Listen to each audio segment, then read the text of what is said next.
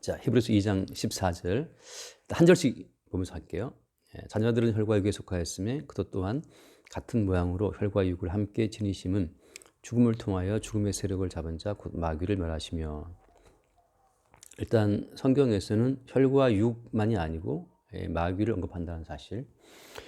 근데 이제 인간 세계에서는 혈과 육만 어떤 존재로 취급하지 마귀라는 것은 존재로 인정해주지가 않죠. 그게 이제 하나의 차이점이에요. 그러니까 우리가 어떤 존재를 파악할 때 마귀 어디 있어? 본 사람 없잖아. 그래서 이제 우리는 마귀를 몰라요. 인간은. 그리고 정말 뭐 숫자를 세도 사람이 하나 둘 세지만 마귀는 뭐 마귀를 한 명이라 쓸 거야, 두 명이라 쓸 거야. 마귀는 셀 수도 없거든. 근데 성경을 보면 예수님께서 군대 귀신 들린 자 만나갖고 너희들이 뭐냐 물어볼 때 우리는 군대입니다. 숫자가 많음이라 하거든. 그러니까 많은 숫자의 귀신들이 그 한 사람 속에 들어있었단 말이지.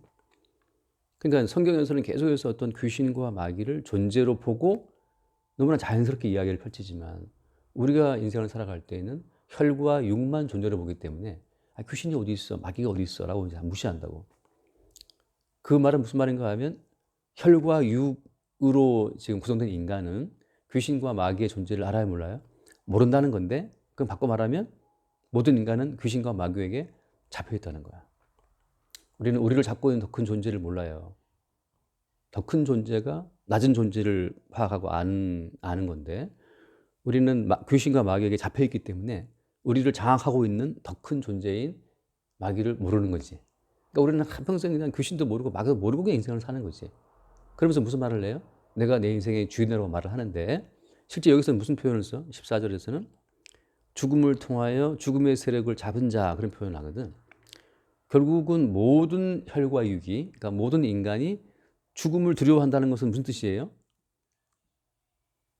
곧 죽음의 세력을 잡은 마귀에게 잡혀 있다는 뜻이거든. 그러니까 귀신이 마귀가 어디 있어 이렇게 말하는데 너 죽는 거 무서워해 안 무서워해? 죽는 거 네가 안 무서워? 네가 죽는 거 안 무서워하면 네가 돈을 왜 벌 것이며 돈 잃는 것을 왜 두려워하고 돈 없으면 왜 무서워하고 돈 벌려고 그 길을 쓰고 말이지. 뭐 가평 무슨 계곡에서 죽었다는 그 이은혜라는 여자처럼 그 남자를 죽여서까지 보험을 타내려고 한단 말이지. 그러니까 다 죽음이 무섭기 때문에 죽음으로부터 나를 지켜주는 어떤 든든한 성벽이 돈으로 생각하거든. 그러니까 너 혈육에 속했잖아. 혈육에 속했으면 마귀의 세력에 잡혀 있는 건데 너는 주장하기를 마귀가 어디 있어라고 말하지만 죽음을 두려워하지? 그건 마귀에 잡혀 있다는 거지. 그러니까 보이지 않는 그 마귀의 존재성을 우리는 어떻게 아냐 하면 죽기를 무서워하는 그 공포심에 기반해서 뭘 안다는 거예요? 마귀라는 존재를 안다는 거지. 자존심. 왜 자존심을 왜 상해해? 자존심이 왜 중요해? 그럼 보이지 않는 귀신에게 잡혀 있다는 뜻이에요. 물론 심리학에서 자존감과 자존심을 분리해서 말을 하더라고. 자존감은 그야말로 필링, 감, 느낌이죠, 느낌. 난 되게 뭐 소중한 사람인 것 같아. 그 어떤 자기를 소중히 여기는 그런 필링, 느낌이지만, 그거나 자존심은 이제 타인과의 비교를 통해서 내가 또 위에 서야 되는데 내가 밑에 있으면 기분 나쁜 거란 말이지. 그거나 마귀에게 잡혀 있다고 하는 데에서는 똑같아요. 그러니까 보이지 않는 존재야. 지금 우리는 혈과 육으로만 존재를 파악하지만 성경에서는 존재를 말할 때 보이지 않는 것까지 다 포함한다는 게 중요한 거예요. 그러니까 하나님께서 모든 만물을 창조하셔서 어떻게 창조하냐면 보이는 것들과 보이지 않는 것들과 땅에 있는 것들과 하늘에 있는 것들과 모든 것들을 다 포함해서 우리 주님 만유의 주님이라 하시거든. 그러니까 우리 주님 앞에는 장래일이나 과거일이나 현재일이나 미래일이나 그다음에 보이는 것들, 보이지 않는 것들과 그 모든 것들의 주님이시기 때문에 우리는 마귀나 뭐 천사나 귀신 보이지 않다 그러지만 사실은 주님의 세계에서는 다 존재로서 규정받고 있고 주의 통치 가운데 있는 거죠. 단지 우리 혈육이 그걸 무시하기 때문에 성경에서는 그 보이지 않는 마귀를 끄집어내는 수단으로서 뭘 동원하시는 거예요? 죽음이라고 하는 것이 동원된 거야.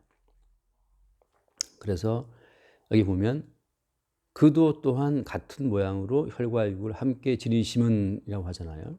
혈과 육의 세계에 예수님이 같은 혈과 육으로 들어오신 거지. 왜 들어오셨냐 하면 죽음의 세력을 잡은 자 마귀를 멸하시기 위해 들어오셨다. 근데 어떤 식으로 그 마귀를 멸해요?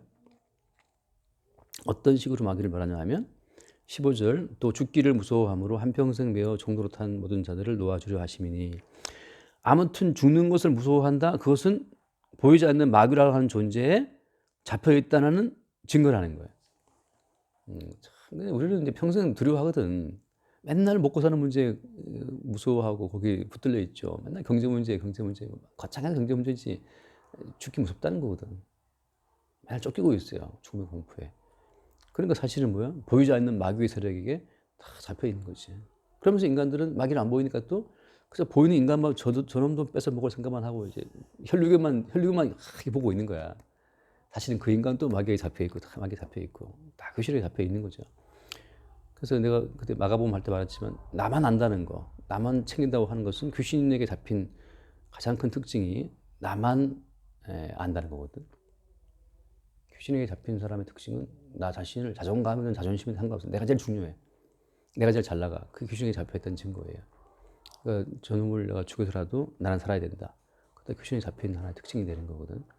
그런 자들을 놓아주려 하십니다. 어떤 식으로 놓아줘요?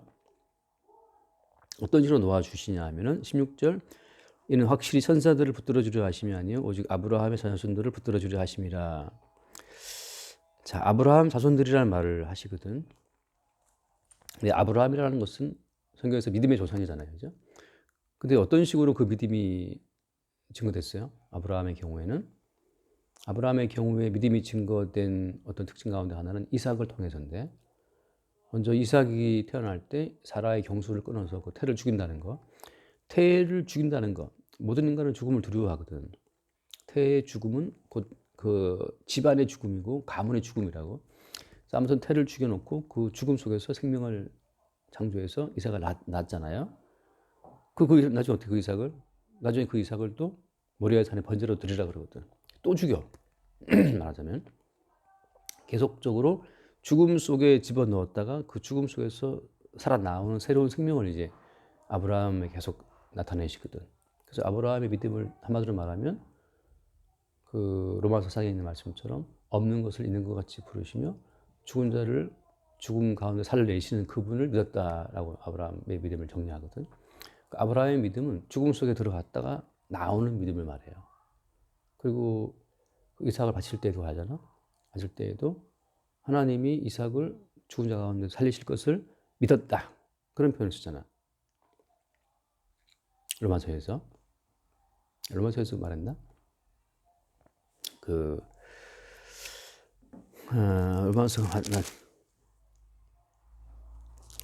로마서 4장인가요?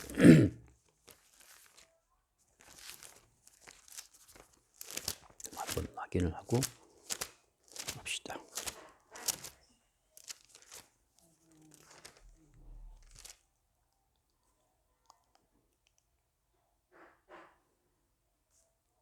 음, 17절 로마서 4장 17절 한번 읽어볼까? 17절 읽어주세요. 기록된 바 내가 너를 많은 민족의 조상으로 세웠다 하신과 같으니 그가 믿은 바 하나님은 죽은 자를 살리시며 없는 것을 있는 것으로 부르시는 이시니라. 네, 여기 보면 아브라함의 믿음이라고 하는 거 많은 민족의 조상으로 세웠다라고 할 때 그가 믿은 바 하나님이라고 하잖아요. 아브라함의 믿음을 이게 좀 압축을 하면 그건 죽은 자를 살리시는 분이거든. 또 없는 것을 있는 것으로 부르시는 분이라고. 그래서 예를 들어 그 뒤에 보면 나오지만 19절 말씀에 읽어봐요. 19절에 그가 백세나 되어 자기 몸이 죽은 것 같고 사라의 태가 죽은 것 같음을 알고도 믿음이 약하여지지 아니하고. 자, 같은 흐름으로 쭉 넘어간다고. 다음에 24절 의로 여기심을 받을 우리도 위함이니 곧 예수 우리 주를 죽은 자 가운데서 살리신 이를 믿는 자니라. 네, 계속해서 예수는 우리가 범죄한 것 때문에 내줌이 되고 또한 우리를 의롭다 하시기 위하여 살아나셨느니라. 아멘. 자, 그래서 오늘 히브리서 여기서 아브라함 자손을 붙들어주려 하십니다라는 이 말 자체는 무슨 말이니까 아브라함의 자손이라는 것은 아브라함과 똑같은 노선으로 가요. 그래서 죽음 속에 들어갔다가 살아나오는 거고, 아무것도 없어. 완전히 거지지. 아무것도 없는 자 같은 상황에 들어갔다가 거기서 또 없는 걸 있는 것으로 불러내시는 하나님에 의해서 또 있게 돼. 자, 이것이 바로 뭐냐면 마귀로부터 우리를 끄집어내시는, 마귀로부터 우리를 건져내시는 하나님의 방법이라고 하는 거죠. 왜? 마귀는 항상 무엇으로 우리를 잡고 있으니까? 죽음을 통하여 죽음의 세력을 잡은 자가 마귀이기 때문에 항상 마귀는 우리를 너 그러면 죽는다. 너 그러면 망하는 거야. 너 그러면 돈 다 까먹는 거야. 계속 우리한테 그 죽음에 대한 공포심을 심어주는 거죠. 그러면 네 인생은 끝장이야. 네 인생은 실패야. 그럼 돈 다 잃는 거야. 그 사람은 돈 잃는다 그러면 그게 이제 무슨 공포예요? 큰 공포예요.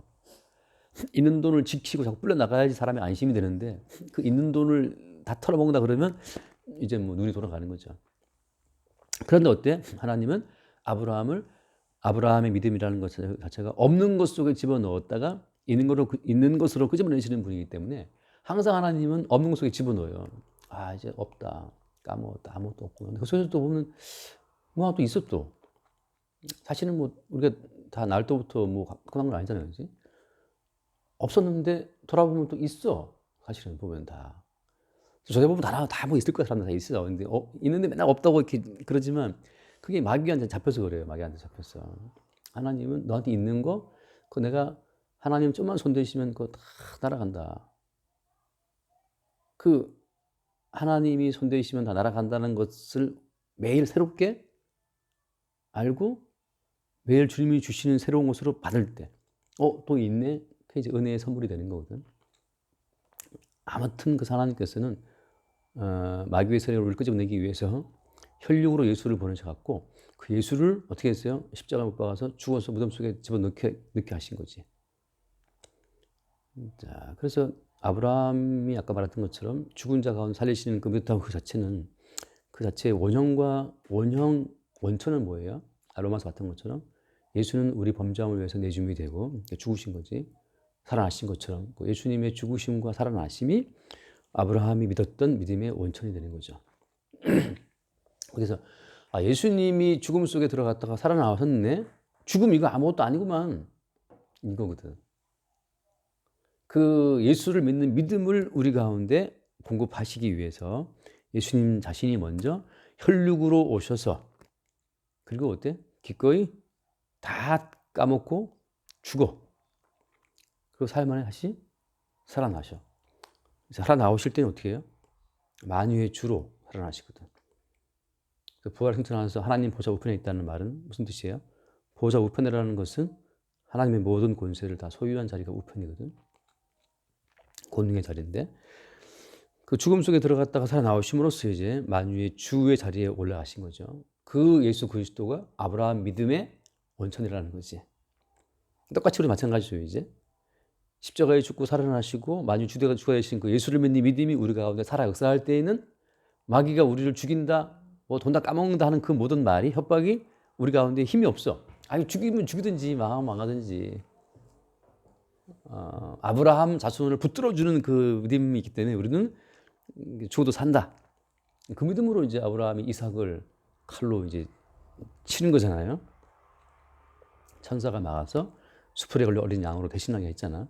그런 것처럼 이제 항상 우리는 이제 죽는구나, 이제 망하는구나, 이제 다 털어먹는구나 라는 그 죽음 속에서, 죽음의 그 공포 속에서 우리보다 먼저 다 까먹고 털어먹고 십자가의 죽음 속으로 들어갔다가 살아나오신 예수 그리스도를 바라보는 거지. 그러니까 예수님이 살아나오신 거면 어때? 우리도 살아나오는 거지.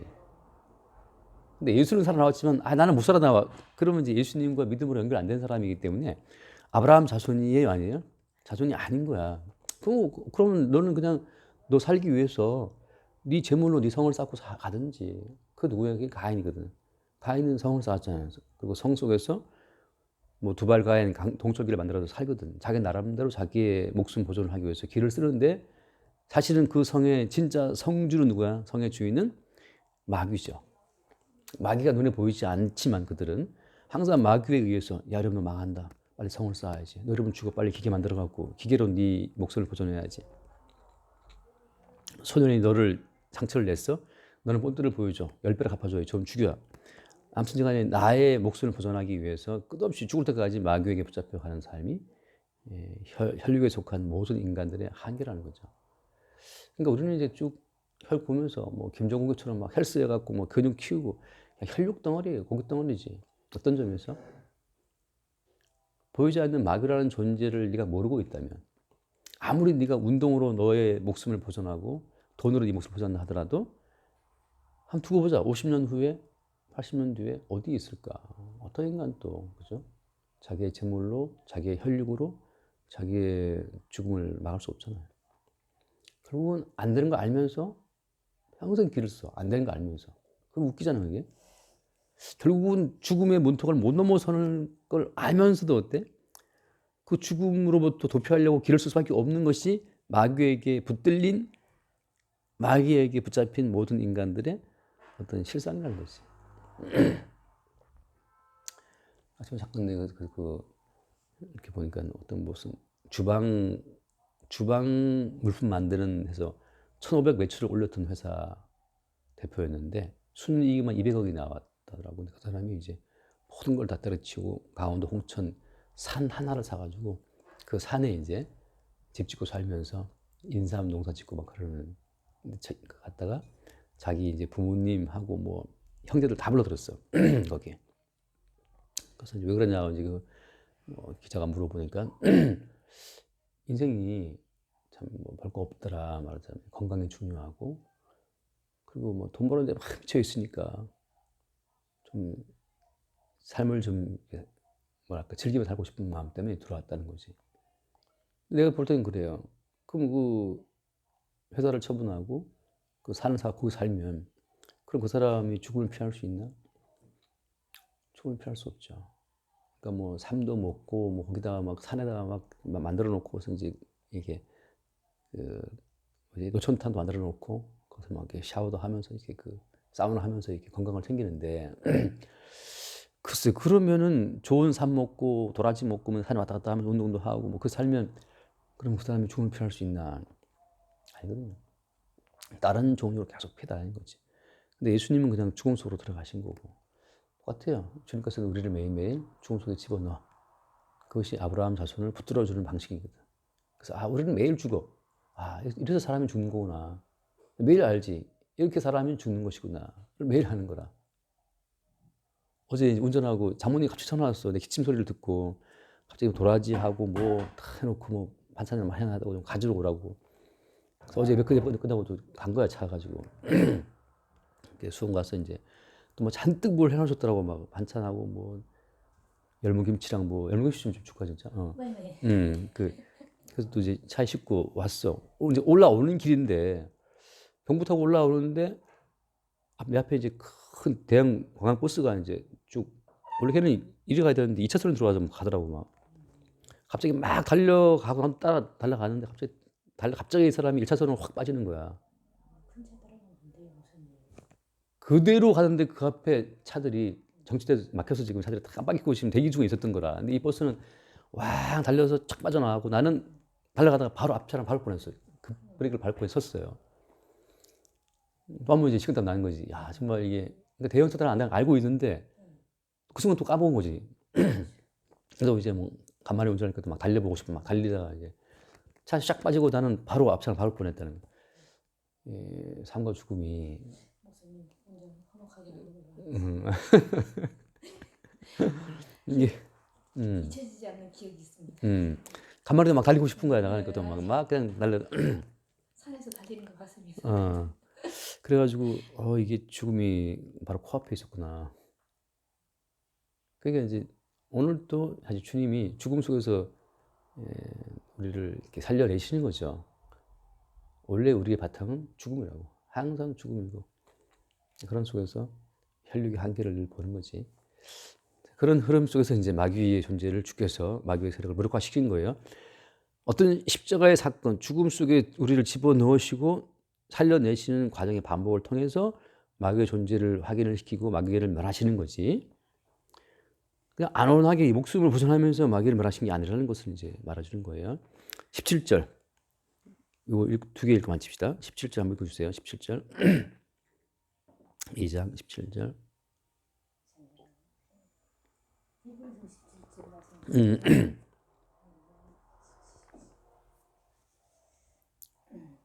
그러므로 그가 검사의 형제들과 같이 되심이 마땅하도다.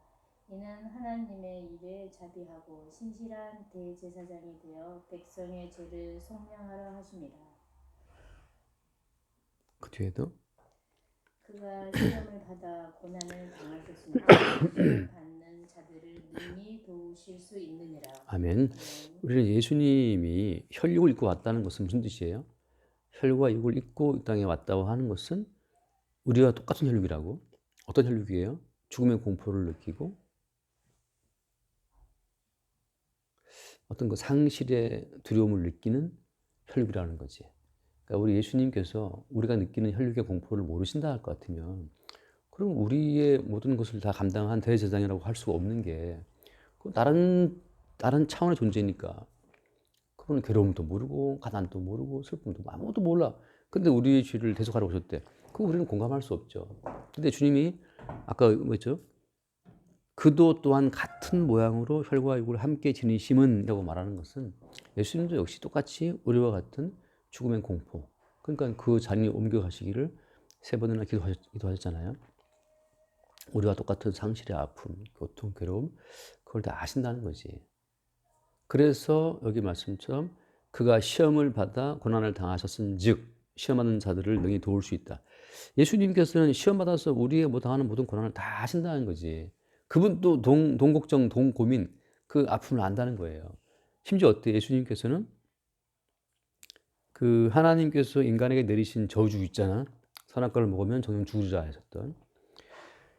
아담은 그 순간에 하나님 내리신 저주의 그 성격을 다 알아요, 몰라요? 다 몰라. 아담은 죽음이 뭔지를 모르는 상태에서 그 계명을 받았고, 그 죽음을 모르는 상태에서 지금 처음으로 하나님의 저주가 실행되는 몸을 입고 있기 때문에 전혀 모르는 상태에서 당하는 고통이라고. 그런데 하나님은 정녕 죽으리라 말씀하실 때 이미 죽음이라는 걸 하나님은 알아요, 몰라요? 알고 있다고. 선악과를 먹으면 정녕 죽는다라고 말할 때 그 죽음이라고 하는 단어를 썼다는 것은 하나님은 죽음이라는 것이 뭔지를 알고 있는 분이고, 아담은 그때 알아요, 몰라요? 아담은 죽음을 모르는 상태거든. 이 말은 무슨 말인가 하면 예수님만이 정확하게 하나님이 내리신 죽음의 그 정의에 맞는 고통과 괴로움을 아신다는 거지.